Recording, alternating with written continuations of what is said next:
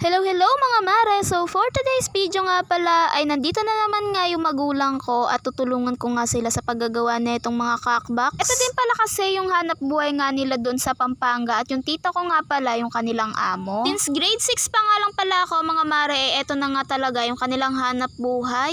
Minsan nga lang din pala sila pumupunta dito mga mare dahil nga napakalayo naman nga talaga ng Pampanga at kami nga ay nasa San Mateo pa. Ang sabi ko nga kila mama ay tutulong nga muna ako dahil nga wala na rin akong pera at piso na nga lang din yung laman ng wallet ko. Charot. Ang sabi ko nga ay tutulong nga ako para nga kahit papano ay may extra income din ako at pandagdag nga rin sa mga gastusin dito sa bahay. Hindi din naman nakakapagod gawin to mga mare, ang nakakaano nga lang dito ay maghapon kang nakaupo kaya masakit nga sa likod. Si mama nga pala yung tagahiwa nga ng mga plastic mga mare at si papa naman nga yung tagabutas. Hindi lang din pala plastic yung ginagawa nila, pati na nga rin mga karton at minsan nga ay gumagawa nga rin sila ng pangkalapati. Nung isang araw pa nga pala namin to ginawa mga mare, kaso nga lang ay hindi ko nga na-edit at na voice over dahil ang dami ngang bata at hindi nga ako makapag voice over ng maayos at maingay. Naalala ko nga noon mga mare nung grade 6 nga ako at doon nga ako nag-aral nun sa Pampanga ay pagkatapos ko nga mag-eskwela ay diretso nga ako sa gawaan ng mga karton. Tinutulungan ko kasi doon sila mama para nga may pandagdag ako ng baon kinabukasan. Naalala ko nga rin noon dahil nga kakahiwa ko nga ng cutter blade at pati na nga rin yung daliri ko ay na-cutter dahil nga sobrang talas nga nung cutter. Kaya tuloy nagkaroon nga ng palatandaan itong aking daliri at may hiwa nga siya.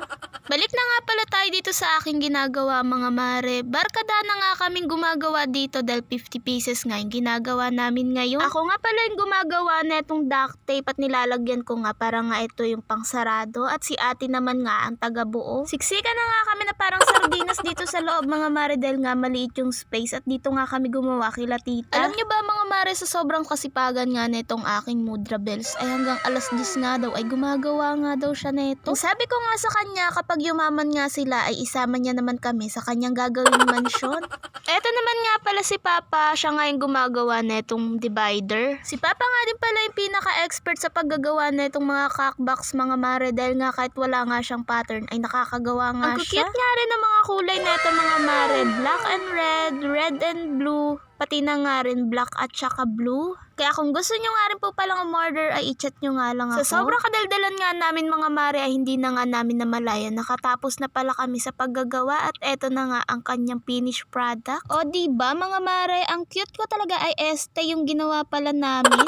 Charis. At alam nyo ba mga mare na nakakarating nga rin pala ito ng mga ibang bansa dahil nga napakaganda nga ng quality niya. Kaya kung taga Pampanga kayo mga mare ay dun nga pala sila gumagawa, taga Mexico nga sila. At dahil nga nagutom na itong mga kasama ko mga mare, eto na nga at for the lapang na nga sila ng sopas. At dahil nga maaga nga kaming nakatapos ay eto na nga at for the deliver na nga sila papa pati na nga rin si tita. Folding na double naman nga ito mga mare kaya nga ayan at pinagtutupi na nga lang din nila papa para nga hindi nga sila mahirapan sa pagbibit-bit.